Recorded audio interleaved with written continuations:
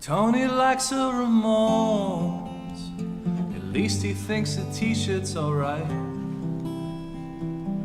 Lucky rabbit foot on, his hair is ready for Friday night. Neon lights paint you so pretty, bumming around Chinatown. Ducks hanging up in the window, waiting for Mrs. Chu to come down.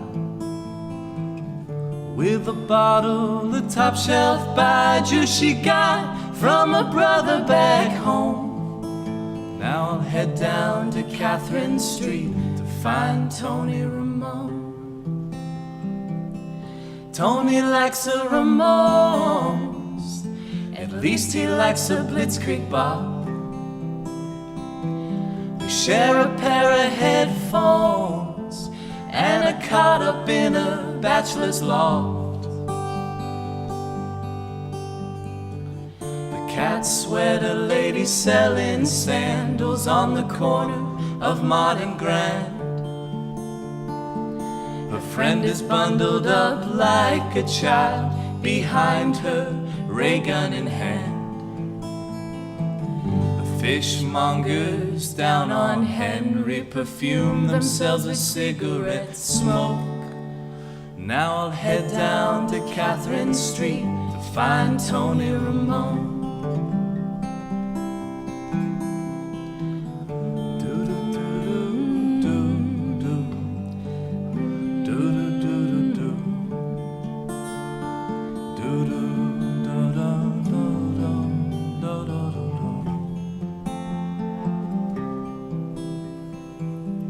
Tony likes a Ramones, ticket stub from the Palladium.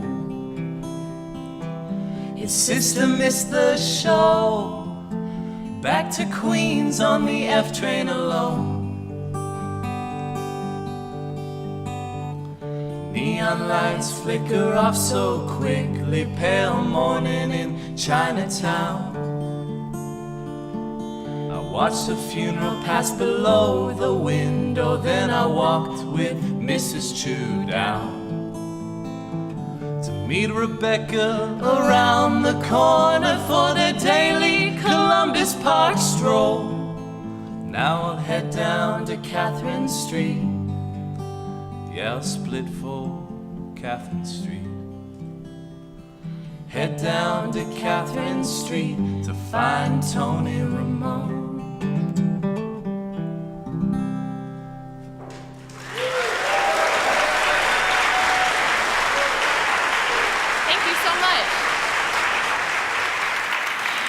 My name is Erin Aoyama. This is my friend Julian Saporiti. That was a song called Tony Ramone, and it's based on a series of photographs taken by a photographer named Bud Glick of Chinatown in New York City in the 1980s. So as it was going through a lot of transitions and changes. And they're photographs of a community that has put down roots and carved out space for itself, despite laws and attitudes put in place to prevent them from doing so. And that's kind of a larger part of the theme of our project called No No Boy. Yeah, and so today we're here just to share a few songs, mostly, and talk a little bit about this project. It's a lot of things. It's an educational outreach project. It's a collection of over 60 folk songs written about different pieces of Asian American experience. It's my dissertation at Brown. And it's what we're actually going to be spending the next 2 months traveling the country doing on a national tour. But it starts with a photograph. It starts with this photograph. First I was a musician. That's how I learned how to play guitar and sing. And then I kind of did that for my 20s and then fell ass backwards into academia, where I am now, currently coming out further backwards into music again. And I was doing a master's program at the University of Wyoming, and I went up to this place called Heart Mountain, which is in the northwest corner of the state, just outside Yellowstone.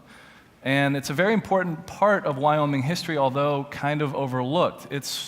During World War II, it was the third largest city in the state, home to over 10,000 Japanese Americans who were incarcerated there by the government. most of whom were American citizens, all of them whose civil rights were terribly overlooked and stepped upon.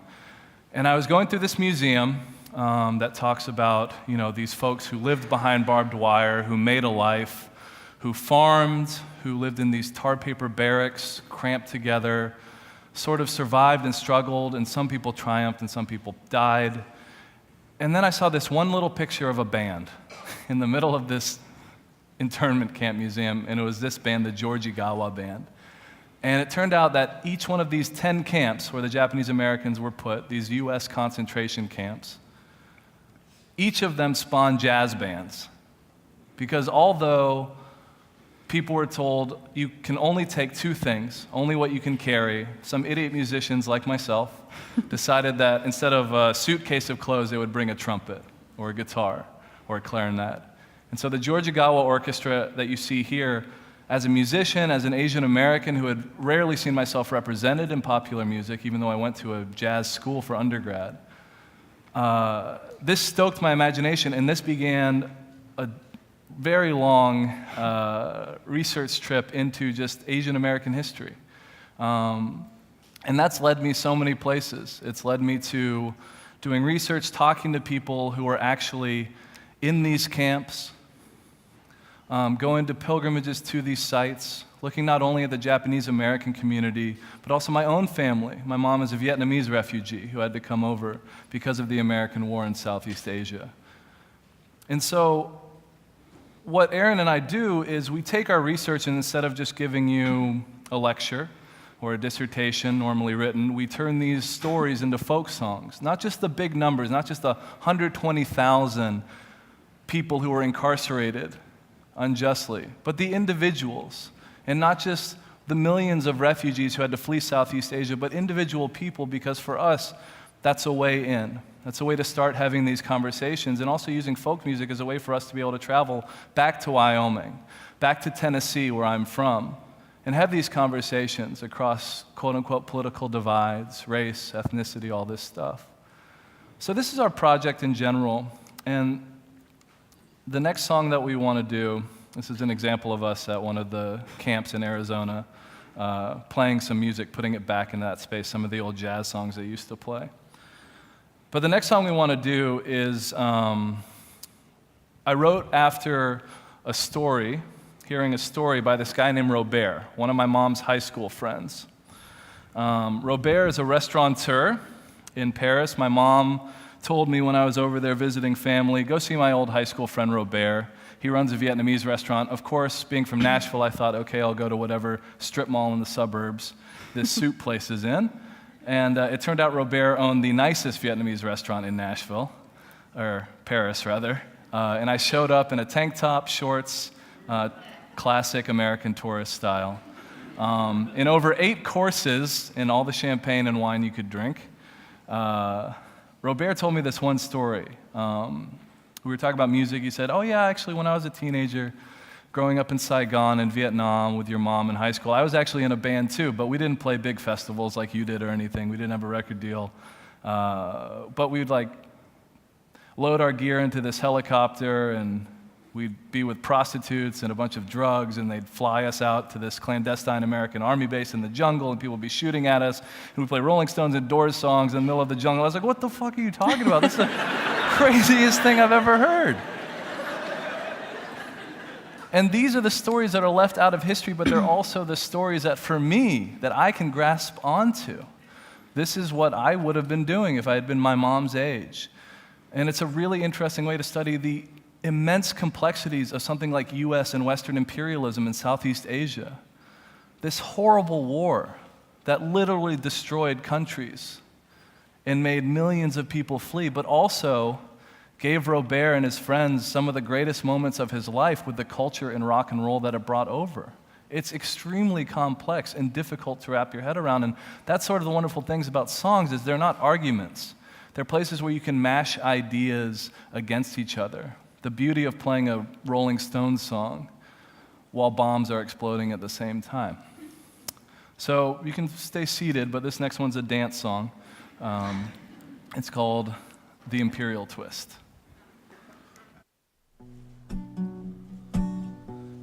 you give the world a twist?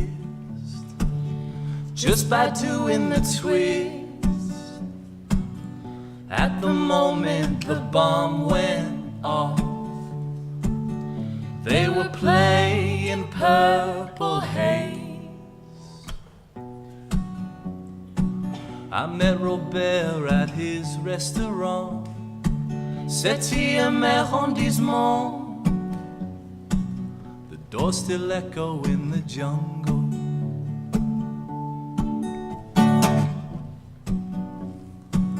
He said your mother brought back 45s from Paris in 65, and we learned them note for note. Some broken English Rolling Stones, Fenders, girls, and dope. America provides.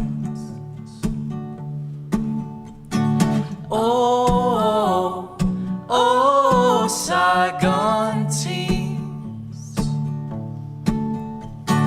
Oh, oh, oh, Saigon teens.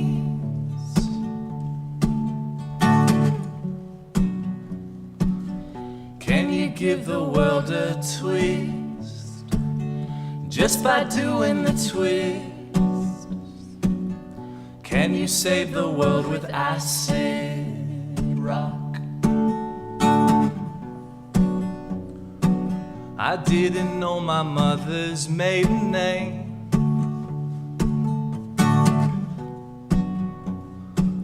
That time in Texas when we was detained. And I've been back to old Saigon. But how much of you is lost when they change your name? Oh, oh, oh, Saigon teens. Oh, oh, oh, Saigon teens. Oh, oh, Saigon teens. Oh, oh, Saigon teens.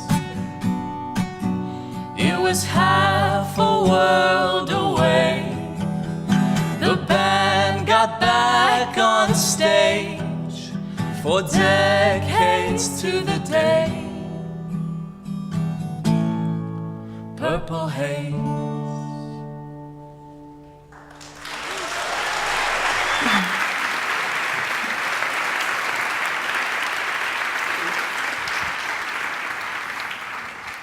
So, as Julian mentioned, we're about to head out on a national tour. So we'll be on the road for the next 8 weeks, and we'll be playing indie rock clubs, museums, community centers, living rooms, pretty much anywhere that will have us.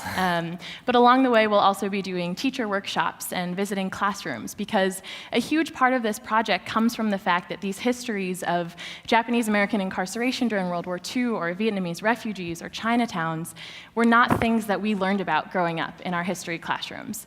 And so we're trying to think about, with these teachers and with students, a kind of methodological intervention into the way that we teach and think about history, so that it's expressed not as these inscrutably huge numbers, like 120,000 Japanese Americans put in prison camps, but at the level of the individual, the story, to broaden, so it's not an open and closed question of what counts as American history, but stories and questions, so students can investigate their own stories, because that counts as history too.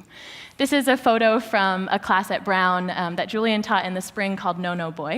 We're getting good at branding here. And it was a way for students to learn about the process of expressing history through art. And at the end, each student, chose a story, whether from their own family histories or something that kind of piqued their interest along the way, and created something from it to express that story. So that's something that we're really looking forward to doing on the road. and thinking about how the ways that history continues to act on the present, continues to form our lives today. And so thinking about the story of the Georgie-gawa band at Heart Mountain that Julian was telling. This is a photograph of a woman named Joy Teraoka, who was the singer at that Heart Mountain band. She was 15 years old when her family was sent from Los Angeles to Heart Mountain, and we got to meet her in Hawaii in June. We were in Hawaii for a research trip, did a lot of research and not a lot of beach time, but we got to spend time with Joy for a week, hearing her stories, looking at her photographs, and we got to sing with her some of the songs that she sang with the Georgie-gawa band at Heart Mountain. So this was a beautiful way to really make history come alive. But it was also really meaningful for me because my grandmother, Misa Hatakeyama, was incarcerated at Heart Mountain the same time as Joy and was just a few years older than she was. So it was a way to connect to someone who had that kind of shared history with me.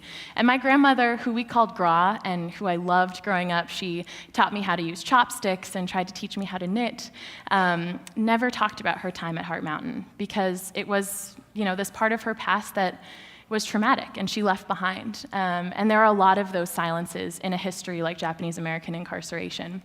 And so a lot of what we try to do is honor those silences, weave them into the stories that we tell and the songs that we sing, but also do the work of historians and excavate what we can, learn what we can about these places and the lives that were lived there, and kind of speculate about what it might have been like. So this next song is an exercise in doing just that. It's about a place, the Root Cellar out at Heart Mountain, where we know that teenagers would sneak out around the barbed wire to hang out, get away from their parents, and find a little bit of joy in what was otherwise a really dark and hard time. So this song is called Two Candles in the Dark.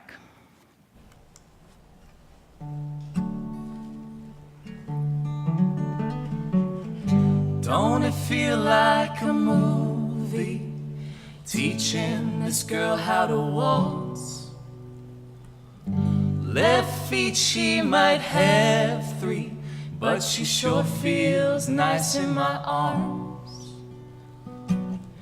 Old folks sing an old song, playing the agreed upon key. My eyes are stuck on her, her eyes don't leave her feet. All this girl, no class ring, maybe this is more than a lark. Brown boots, a dirt floor, we're dancing like two candles in the dark. Pretty outlaw calls a 1/4 like knuckles on a barrack door. She got a brother down in Topaz, I saw that name once in a jewelry store. Wind around past the skaters and pond, just looking for a cut in the wire. She got a key to the cellar door, I don't ask questions, man, just stand there inspired. At this girl, she gets why I miss the garden at the Golden Gate Park. Young blood and old songs, we're dancing like two candles in the dark.